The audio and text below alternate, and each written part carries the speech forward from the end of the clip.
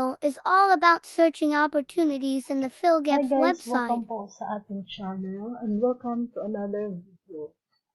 Guys, for today's video ay ipapakita ko po sa inyo kung paano po tayo makaka-access ng opportunities in the PhilGEP's website. So, let's start.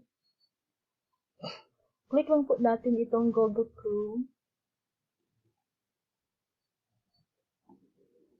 para maka-access tayo doon sa kanilang website.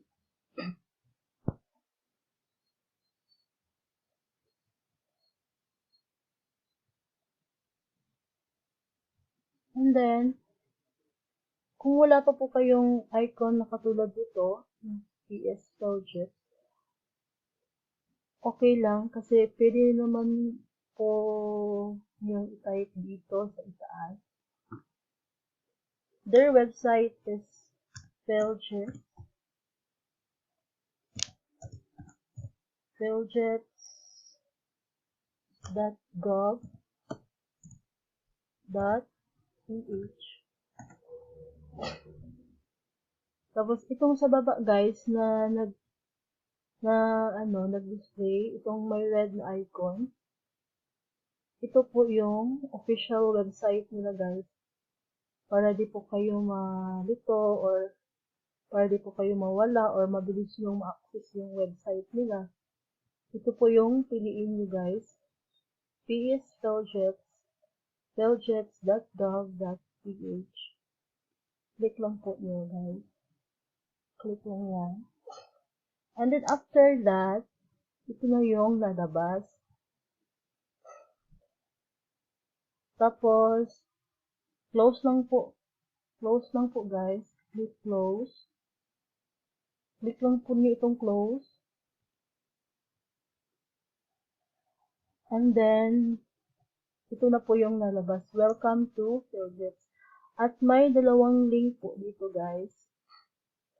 For opportunities, ito po yung pipiliin natin. notices.philjeps.gov.ph.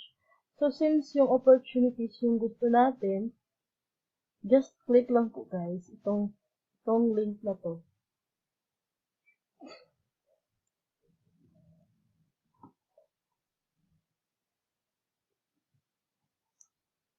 And then, ito na guys.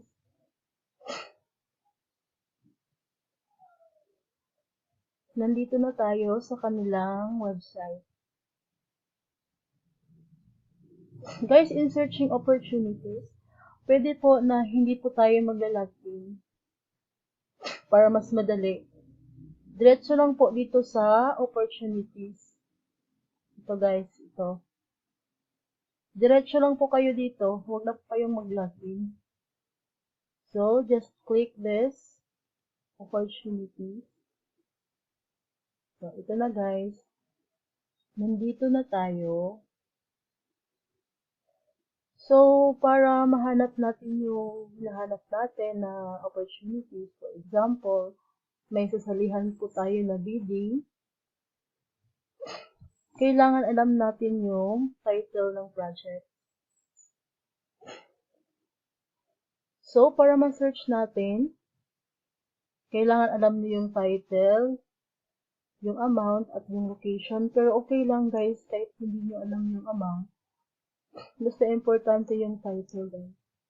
So, click lang po natin itong search. Yung search dito. First option. Search.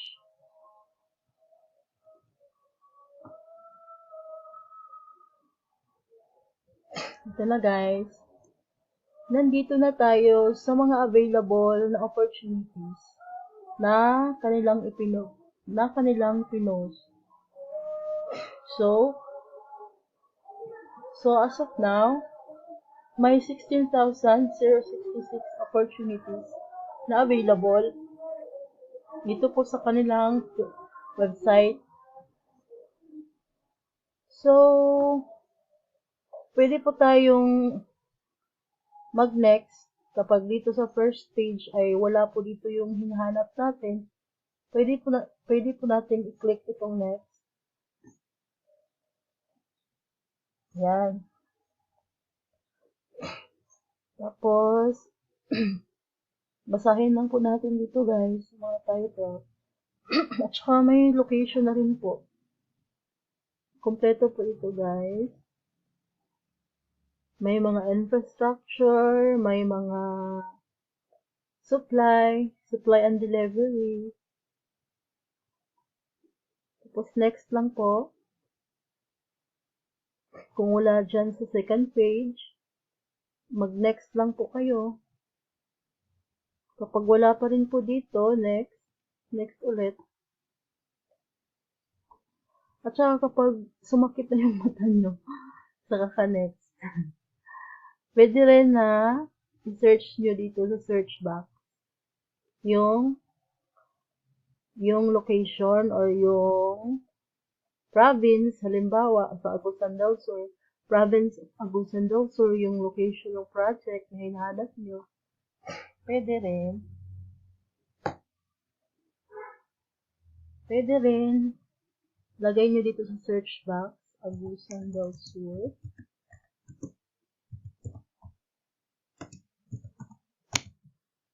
And then, i-click lang po itong search. Yan. Dito sa sa nilagay niyo po na location, Agusan del Sur, may 170 opportunities po na nakapost dito. Puro po ito Agusan del Sur, guys. May mga project from DPWH, Sibagat, location, supply and delivery. For example po, ito po yung hinahanap nyo na project. Itong 22N00074 Agusan del Norte. Halimbawa, for example, ito na po yung hinahanap nyo, na nakita nyo na. Pwede nyo po itong i-click. Ito na guys. Ito na yung tinatawag nila na ITB. Dito nakalagay yung reference number, yung procuring entity, or yung kung saang project ba, yung agency, DPWH ba yan, or LGU. Yung title ng project, nakalagay din dito sa ITB. Ito yung full name ng project at saka yung kanyang location. Ito yung solicitation number. Yan. At saka, kompleto ito guys. May nakalagay din dito na category. Construction project po ito. Classification, civil works, public bidding, at saka may amount rin guys. ABC or yung approved budget for the contract. So, ang amount niya guys is 173,700,000 plus PHP. So, ang kanyang duration is 300 days. So, kung gusto nyong malaman kung kailan po ito ibibid, tingnan nyo lang po dito sa closing time niya guys. So, ang nakalagay po dito na date sa kung kailan ito ibibid is May. January, February, March. May 20, 2022 at 10 a.m. Dito po guys. Itong 5/20, 2022. Ito po yung exact date niya guys at time. Kung saan ito ibibid. So, ang kanilang guys, pag gumawa kayo ng bidding, tingnan nyo po yung nila, back chairman or back head. Nakalagay na dito guys, or male bigo. Ito po yung ilagay nyo sa inyong bidding. Yung back chairman. Ito lang guys. Tapos, kung gusto nyo po itong i-print, dahil importante po ito na document, pwede rin po nyo itong i-print. Dito sa may right side, dito nyo makikita, printable version. Click nyo lang po itong printable version, guys. Ito, sa right side. Printable version. Click. Wala. Ito yung printable version, guys. I-print nyo po ito sa long than paper. Para 1 page lang po ito, guys. Dito, click print. Yan. So, meron na kayong ITB sa iyong hinahanap na projects. Ganun lang kadali, guys. Kasi may nagko-comment kasi sa akin na di daw sila makapasok sa sa projects website. Kahit hindi po kayo magla-login, makakapasok po kayo at makakahanap ng opportunities. Just click opportunities, guys. So that's all for today, for today's tutorial. Sana may natutunan po kayo, guys. At kung nagustuhan niyo po itong video na to, sana po ay mag-subscribe po kayo.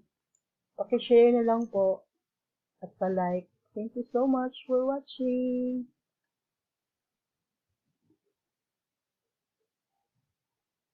Thanks for watching till my next video. See ya!